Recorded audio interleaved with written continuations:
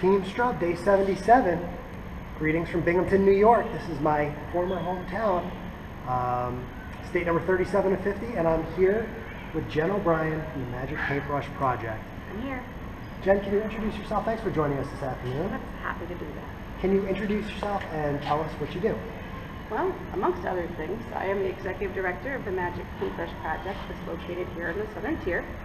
We're a family and caregiver engagement program for children and adults with developmental disabilities.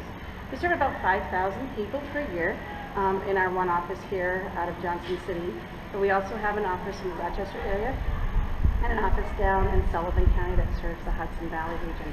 We're the only program like it in the United States or Canada. We're pretty proud of that. And so we travel from time to time all over the country, just like you. Wow. It's fun, and part of the reason I wanted to come showcase this project, this is such an amazing project, we'll get into it here in a second, but I wanted to be able to continue to raise awareness around the United States for what you guys are doing here. Thank you. Such a terrific thing that we're doing. So talk about what we did here today. Well, we got together with the City of Binghamton's Park and Recreation Summer Fun Program, and we have integrated classrooms and integrated programs here in the City of Binghamton, and a big push that we have in Parks and Recreation right now is about including everybody of all ages and abilities and without the boundaries of a disabled diagnosis. We're building a brand new park a lot of people know about called the Our Space Park Project here at Rec Park, which is right next to where we were today, which is a new playground facility that includes something for everybody. And so kind of tipping off of that, getting together with this program, the Summer Fun Program, at the time that you were in town, it was a big deal to try to find a program that we could get to for at the same time that you were in town. These are integrated rooms for their program, so you could see that you can't tell the difference between who has a diagnosis and who does not. And everybody kind of got together and did an activity where they had to use their spatial body awareness. There's all kinds of great goals here. Communication, movement, taking turns is a big one for this age group. And normally if you give kids a bunch of bottles of paint, what you're going to do is get a bunch of kids covered in paint, and everything turns brown and turns into a mush. And as you can tell, it didn't do that today because everybody had their goals, worked with their goals, and our staff worked with the staff to engage with those goals. So while it looks like all fun and games and a big painted palooza, it's far more technical than that. So that's what the Magic Paintbrush Project really does, is kind of takes those goals and engages people with them so that they can see that they can do it. We don't care about the artwork, we just want to help people see that they have the ability. How long have you been doing this? Well, we started quite by accident 10 years ago, and when my daughters were little, my daughters both have cerebral palsy, so I started using paint as a way for them to see that they could, my daughter could use her left side and my other daughter could stay coordinated, and they're the type of kids that have diagnoses that you really can't see on the outside. Sorry, lots of wind happening. Yeah. So this was a way for my daughters to actually see that they could move. If you put your left hand out and you obviously get an imprint. So it kind of started that way. And then one thing led to another, and here we are. Over 40,000 people later, over 4,000 sessions. I have an amazing staff that is far better than I ever will be. And we're just kind of doing our thing, and it's great. We've never lost focus from our core mission, which is just to engage our community creatively. You've got big time buy-in from some of your community partners. I know you've worked a lot with Binghamton University. We work a lot with Binghamton University. United Health Systems, UHS, is a big sponsor and a supporter of us. I mean, the entire community seems to come out. I don't really worry about too much, because when I worry about it, somebody always seems to answer it before I have to worry too much. People want to engage in the good, and we just give people the opportunity to do that. Would you recommend that other cities look into creating a project like this? I would recommend anybody if you know what the problem is, or if you have an identified problem, any community who engages in creatively meeting that need, I can support that at all. I mean, we had engagement issues here. We had a very divisive, everybody kind of did their thing, but getting them to connect all the time. That's like any community, and this was it's kind of a central part. I always say we're not like the meat and the potatoes, we're kind of like the ketchup and the mustard. Okay. And that's how our bottles work. How is this project funded? Our project is funded a little bit by the New York State Office for People with Developmental Disabilities. We're also funded through private donations on our fundraisers. Today there was a private donation to do today's session. It was pretty exciting. What's your favorite part of the job? Oh, that's changed over the years. I get that all the time. I think for me as an executive director, the favorite part of my job is to watch my staff. I absolutely adore watching them take it and go with it. I love watching, how they kind of problem solve and work through everything. So the favorite part of my job is my staff. I could not be prouder of each and every one of them. And every time somebody new comes on board, they seem to grow and blossom. And we are a team. Everybody has their own place to play. I mean, everybody can't be the pitcher and everybody can't be the catcher. And I've learned how to become a pretty good general manager. Okay. But my coach is in the office. Her name is Beth, and I'm really proud of her. And then Phyllis in the office, who's been with us since the very beginning.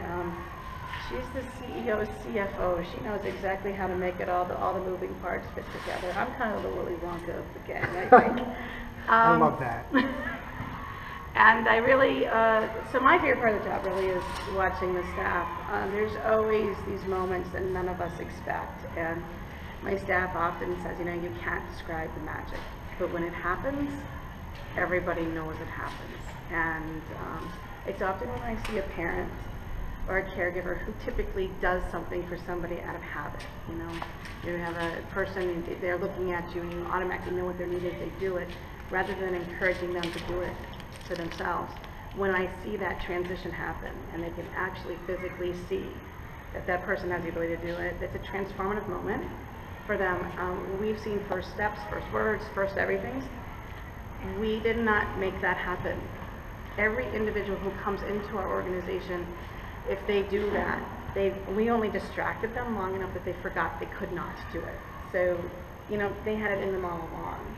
So when I feel those moments are big, but when I get to see my staff see those moments happen, yeah, that's the real gift of it all. A couple more simple ones, okay? What is the role of volunteers? Our volunteer staff provides over $180,000 worth of time and services to our organization every year. Our total cash budget is just about $180,000 to $190,000. Frankly said, we couldn't do it without them. It's very black and white. I often consider them our first client, because every volunteer comes to us because of some need that they have, and so we have to kind of meet that need and match that need. So volunteers aren't just important to us, they are why. They are crucial, and we enjoy every one of them. They always bring something new to the table. You born and raised in Binghamton? I am not born and raised in Binghamton. I am from the great state of Maine. Okay. I am from Bangor, Maine. And I'll be up there next week. You're going to be in Bangor or Portland? I'll be in Portland. Bangor's way up there, isn't it? Bangor's pretty far up there. It's way out there? Yeah. So why Binghamton? I get that question all the time. Why Binghamton? My father lived in Binghamton way back when. So it'd be about 70 years ago. He went to West Middle School. My daughter's going to be going to West Middle School, so I think that's really fun. He went on to become a minister, but my favorite Binghamton story was he got suspended for putting BBs in the tuba at West Middle School, and his best friend was named Woody. And Woody Walls is still here in the community and still remembers my dad. I have a couple of ties to the community, but when my daughters were diagnosed with CP, we were living in western Colorado, and we kind of put a pin and did a 5-hour radius. And I had a friend who went to Ithaca College, and so I said, oh, it's a great place to go. And then we went to Ithaca, and after a week, my husband says, oh, honey, I'm too Republican for this place. So we ended up in Binghamton. And I love it here. I absolutely love it here.